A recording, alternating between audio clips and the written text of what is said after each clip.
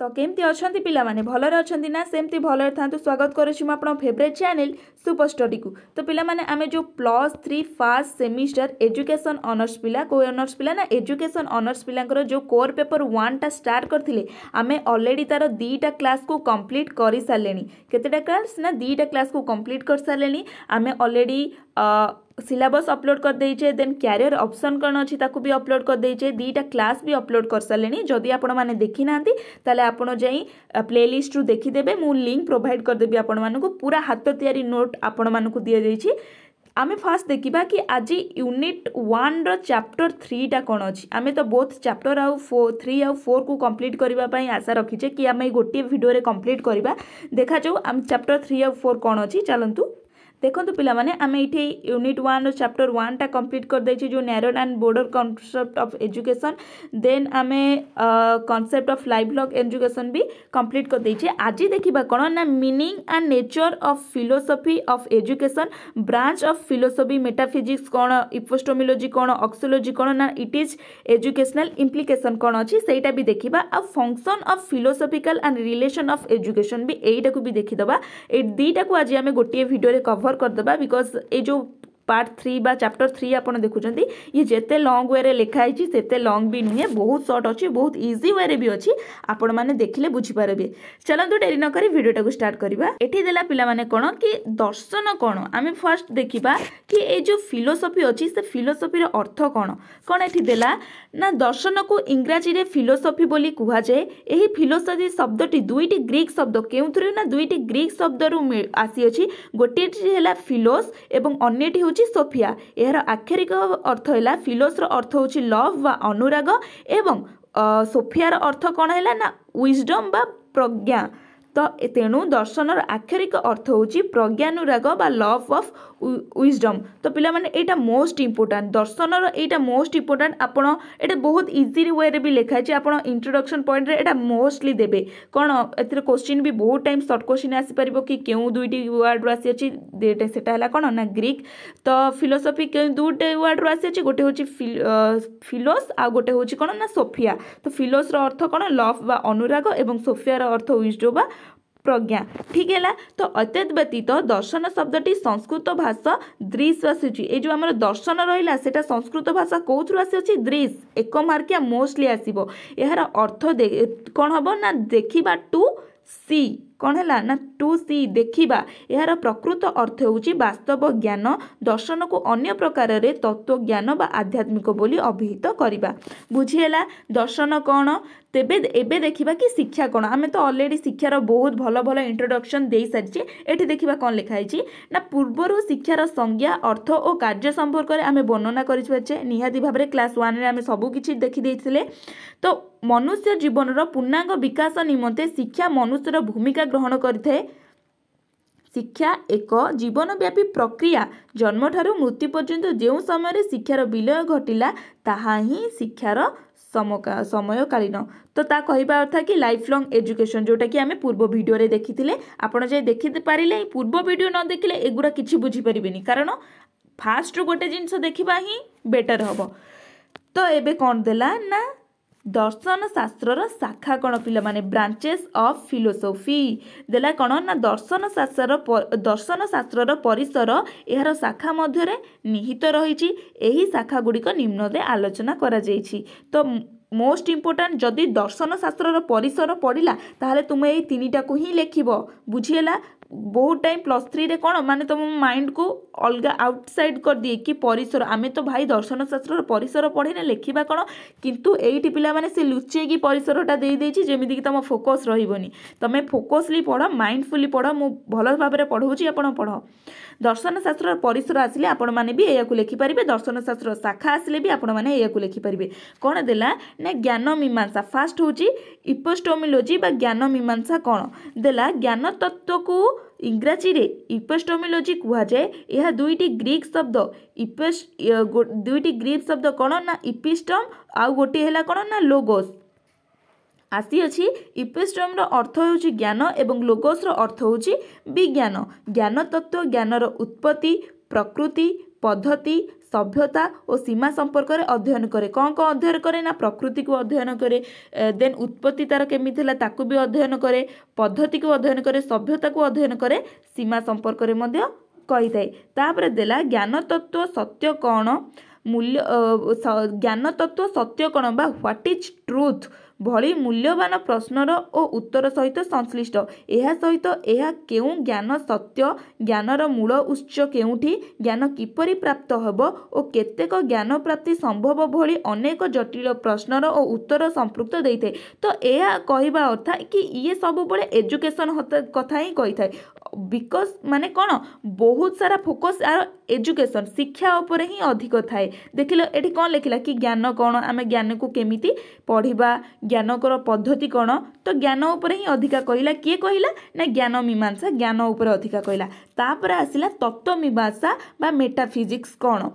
वास्तवता तत्व सर्वदा समग्र विश्व संपर्क में आलोचना और अन्वेषण करने दिगरे साहाय्य करिथाए यह पृथ्वीर वास्तव स्थिति और यार उत्पत्ति और यार सभ्यता उपरे अन्वेषण करिथाए साधारणतः आध्यात्मिक जगत रे विश्वास करुथिबा मनीष ईश्वर ही सत्य ईश्वर ही समग्र विश्वर स्रष्टा मानव ईश्वर को शेष सृष्टि एवं सत्य शिव सुंदर उपलब्धि ही जीवनर चरम लक्ष्य बोली तत्व को विश्वास करिथांती आदर्श जीवन जापन आदर्श चिंतक ही आध्यात्मिक अन्य एक आभिमुख्य यही समस्त दार्शनिक भावधारा को आधार करी शिक्षार लक्ष्य पाठ्यक्रम विषय और पाठ्य प्रसंग अनुଯାयी शिक्षादान पद्धति शिक्षार व्यक्तित्व समाजर शिक्षणकर स्थान और श्रृंखला आदि स्थिरीकृत हेबा आवश्यक बोली आध्यात्मिक माने मत देइछन्ती तो तत्व मीमांसा कौन ना बेसिकली तत्व उपर ही फोकस कला कि आध्यात्मिक माने कौन तत्व को विश्वास करथिले ना ईश्वर तत्व को विश्वास करथिले ईश्वर कौन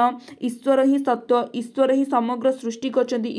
ईश्वर को मानव जाति को ही ईश्वर सृष्टि करछि तो तत्व मीमांसा तत्व उपर ही बेसिकली फोकस कला तापर एठी आसिला कि मूल्य मीमांसा कौन बा ऑक्सियोलॉजी कौन देला एटी मूल्य मीमांसा को इंग्राजी ऑक्सियोलॉजी कहुए ऑक्सियोलॉजी शब्दटी ग्रीक शब्द ऑक्सियस रु आसी कौथु आसी ना ऑक्सियस रु आसी जार अर्थ होची मूल्यबोध यह मूल्यबोध कौन आमे केउ मूल्यबोध को चाहूँ भल कौन कौन सुंदर कौन भल केते सुंदर यह कौन ना कौन आनंद ना तृप्ति ना ज्ञान ना नैतिक गुणनता मुक्ति इत्यादि प्रश्नर तथा उत्तर संपर्क देते बंचार सठिक मार्गर दर्शन कराई तो यहीटा कौन कला ना मूल्य मीमांसा कौन कला ना मूल्य उपर अधिका फोकस कला ज्ञान मीमांसा ज्ञान उपर फोकस करथिला तत्व मीमांसा तत्व उपर फोकस करथिला एवं मूल्य मीमांसा कौन है ना अधिका मूल्य उपर फोकस कला कि मूल्य कौन आमको कौ मूल्यटा दरकार आमे कौ मूल्य को अध्ययन कले बेस भल हम से ता विषय यहाँ कहला बुझेगा पिला माने जदि भी तीनटा आसे दर्शन शास्त्र शाखा कौन आपड़ इजिली ये तीनटा को लिखिदेवे बहुत सर्ट वे रे लिखाई आउ 2 मार्क 5 मार्क तो मोस्टली आसीबो लॉन्ग क्वेश्चन तो आसी परिबो आमे सिलेक्शन क्वेश्चन भी दबा तो एबे देखिबा कौन ना चैप्टर 4 टा देखिबा कि शिक्षा मध्य दर्शन कार्य कौन थिला ए जो चैप्टर 4 टा थिला देखो एडी जो थिला कि function of philosophy in relation education माने एजुकेशन रे दर्शन रो फंक्शन टा कौन आमे एबे ताकू पढ़िबा एठी पिला माने देला कौन देखंतु शिक्षा संबंध रे दर्शनर कार्य कौन शिक्षा दर्शन संपर्क रे सते जेपरि पुष्प और सुरभिर संपर्क परि मनुष्य शरीर मध्य रक्त मांसर संपर्क मध्य होता है गोटे मुद्रार जमती दुईटी पार्श्व परि मध्य होता है एक बिना अन्यत्र एटा सब आपण पढ़ीदेवे एटा तुलना करा जायछि बट एठी गोटे बढ़िया पॉइंटा लिखाई पिला माने देख कि एकथा निसंदेह कहुई पारे जे प्रकृत में दर्शन जहाँ चिंता करिथाए शिक्षा ही ताकू कार्य परिणत करिथाए यह सार्थकता आनी थाए माने दर्शनटा जहाँ चिंता करिथाए शिक्षा ही ताहाकू कार्य लगाई थाए बुझेला पिला माने एटा मोस्टली आपण माने लिखिबे बहुत बढ़िया पॉइंटा बाछी बाछी पिला माने पॉइंट आपण पे आंची देन देला कोन ना शिक्षा दर्शनर व्यवहारिक दिग कोन शिक्षा मनुष्य को उन्नतिर चरम सीमा रे पहुंचाइबा भली गुरुदायित्व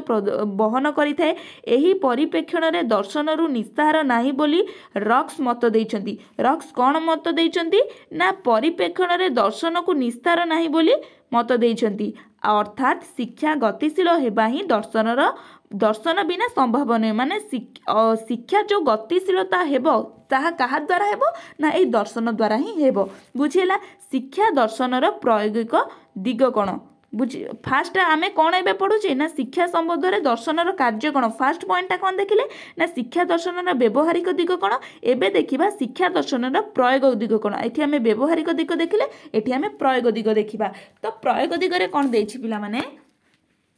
एठी देला प्रयोग दिग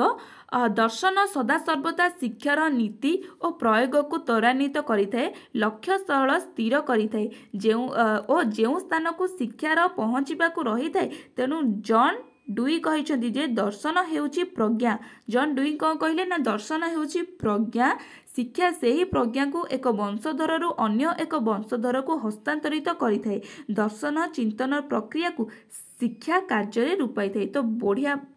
सुंदर डेफिनेशन टा देले एठी जॉन ड्यू कि दर्शन हेउची एक प्रज्ञा शिक्षा से ही प्रज्ञा को प्रज्ञा को ना दर्शन ही गोटे प्रज्ञा ना शिक्षा से ही प्रज्ञा को एक वंशधर को अन्य एक वंशधर को हस्तांतरित करिथाए बुझिला।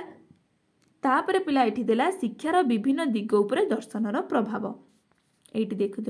शिक्षार विभिन्न दिग उपरे दर्शनर प्रभाव कौन पड़ा ना वास्तव में शिक्षा और दर्शन ओतप्रोत भाव में जड़ित दर्शनर समस्त चिंताधारा को शिक्षा कार्य परिणत करने दिगरे गुरुत्वपूर्ण भूमिका ग्रहण करिथाए। दर्शन साधारणगत हेबा बेले शिक्षा एहार क्रियात्मक दिग बोली धरि निया जाइथाए। अनेक मत दियंती जे दर्शन अवास्तव वस्तु और धारणा सहित संश्लिष्ट किंतु शिक्षा व्यवहारिक तथा वास्तववादी सहित जड़ित से जहाँ हेउना कहीं दर्शन शिक्षार समस्त विभाग को प्रभावित करुछि एवं करिबो मध्य। दर्शन शिक्षार लक्ष्य पाठ्यक्रम शिक्षादान पद्धति पाठ्यपुस्तक मूल्यांतर शिक्षकंकर भूमिका विद्यालयर संगठन और श्रृंखला प्रभृति जो भली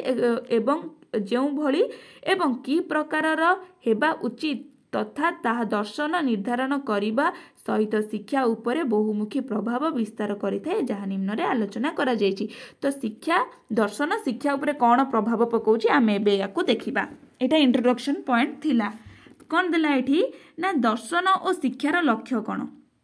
दर्शन रे शिक्षार लक्ष्य कौन है ना कौनसी समय रे शिक्षार लक्ष्य स्थिर होई रही परिबो नाही यह विभिन्न समय रे विभिन्न पर्याय रे विभिन्न रूप नहीं थाए। दार्शनिक चिंताधारा शिक्षार विभिन्न लक्ष्य पर्यवेसित होइथाए। तापरे देला दर्शन और पाठ्यक्रम कौन रहिबो ना शिक्षार लक्ष्य निर्धारण पर उभय शिक्षा और दर्शन पाठ्यक्रम उपरे निर्भर करिथांती। पाठ्यक्रम सदा सर्वदा दर्शन केन्द्रिक हेबा विधेय पाठ्यक्रम कौन हेबा विधेय ना दर्शन केन्द्रिक हेबा विधेय जहा द्वारा कि व्यक्तिर उन्नति सहित व्यक्तिगत पार्थक्य को मध्य दूर करा जाय परिबो बुझिला। तापरे दर्शन एवं पाठ्यपुस्तक एठी गला दर्शन और शिक्षार लक्ष्य दर्शन एवं पाठ्यपुस्तक दर्शन एवं पाठ्यक्रम कौन दर्शन एवं पाठ्यपुस्तक देन शिक्षागत पद्धति श्रृंखला शिक्षक मूल्यांकन बुझिला। तापरे पढ़िबा देखंतु चलंतु करबा पाठ्यपुस्तक शिक्षा दर्शनर एटा पिला माने शायद मुकुट सदृश भूले मिस्टेक हो जाइए मुकुर हो जाइए मुकुट सदृश